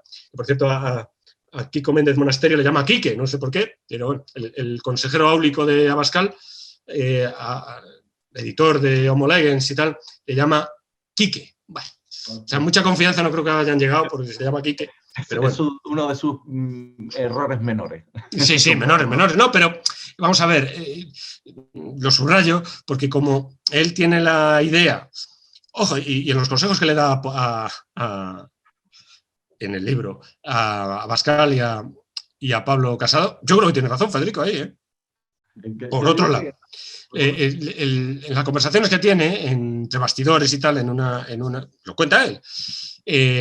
Pues en un mentidero, además nunca mejor dicho, porque el restaurante al que van se llama Mentidero. Entonces se reúnen y entonces Abascal, o sea, se reúne con Pablo Casado y le plantea a Pablo Casado Federico y Antonio Herrero, esto lo cuenta él al principio, y una señora más, le dice que le aconseja a Pablo Casado, justamente tras las elecciones, la victoria del PSOE y la posibilidad de que Podemos pues, pactase con él, ¿no? Y entonces le dice a Pablo Casado que ofrezca un pacto al PSOE. Pablo Casado dice que eso no, que no sé qué, no sé cuánto, y después tiene una reunión con Abascal y dice que ofrece un pacto al PSOE. Y entonces ofrece las razones.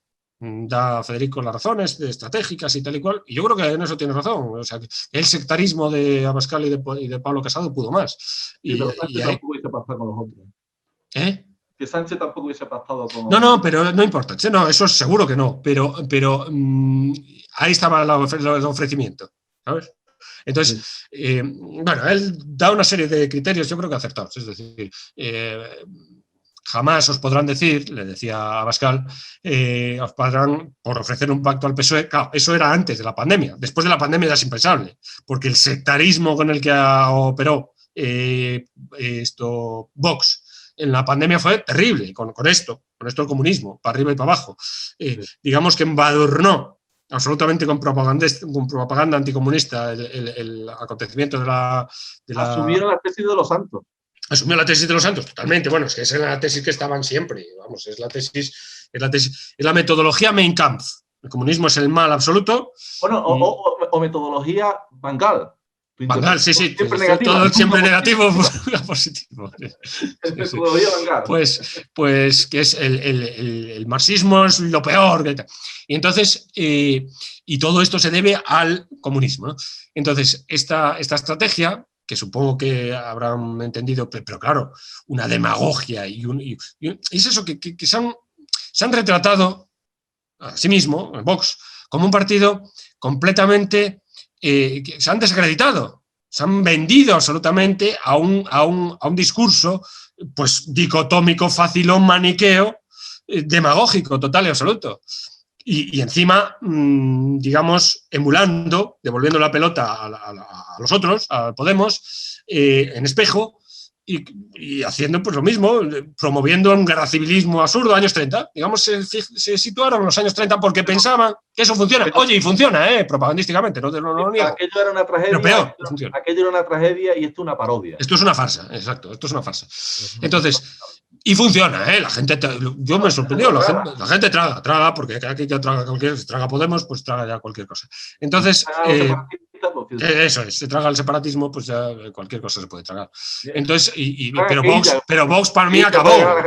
Vox para mí a partir de ese momento acabó como partido, o sea, no tiene nada que decir Vox a España, nada que ofrecerle, más que ese maniqueísmo, nada que ofrecerle.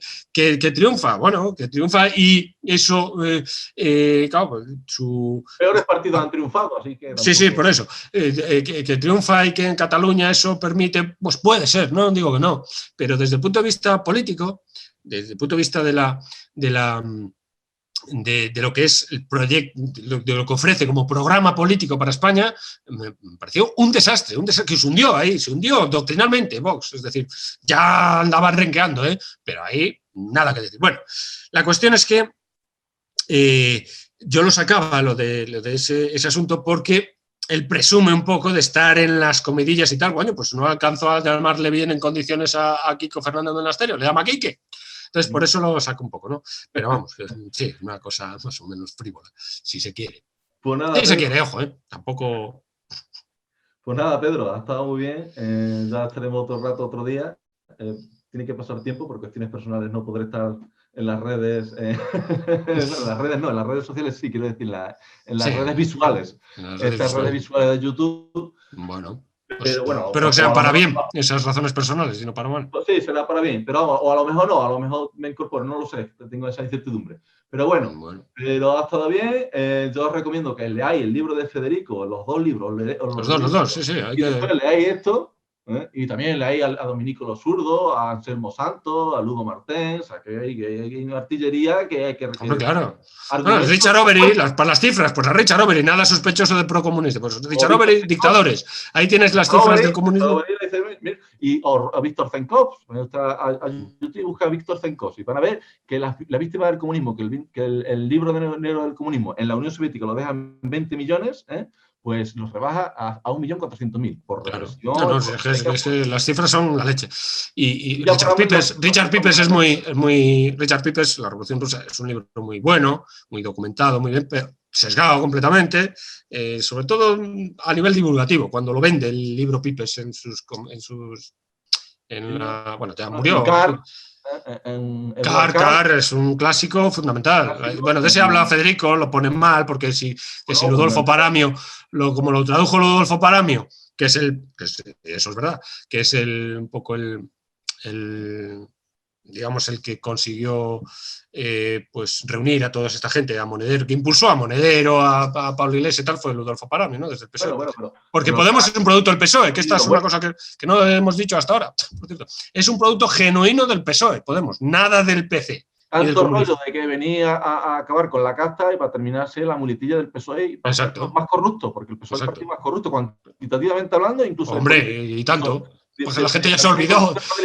De corrupción no delictiva también es el partido más corrupto. Así que tanto rollo para estar con la PSOE. Hombre. Sí. Bueno, pues nada, señores. Bueno. Pedro, ya nos vemos otro día. Estoy contento porque me he dirigido directamente a Gemelo Santos, como haces tú, a ver qué tal resulta eso. No sé, estoy nervioso por eso. Nada. Que sigas con la espada en lo alto, o con el bazooka directamente, o con la bomba atómica, ya para no dejar nada, ni las cucarachas.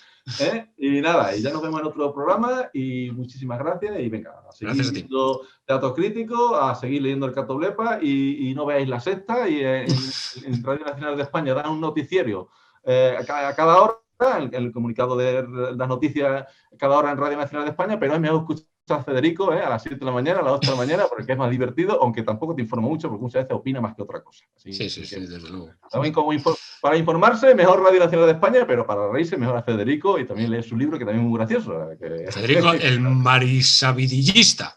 A ver si me sale. Bueno, no soy tan bueno poniendo motes porque ni siquiera me sale bien. Pero bueno. Es muy difícil emularle. Venga, chao. Nos vemos. Gracias, chao. Perdonad un poquito el retraso, estaba ahí mi hijo haciendo deberes. Bien, no pasa nada.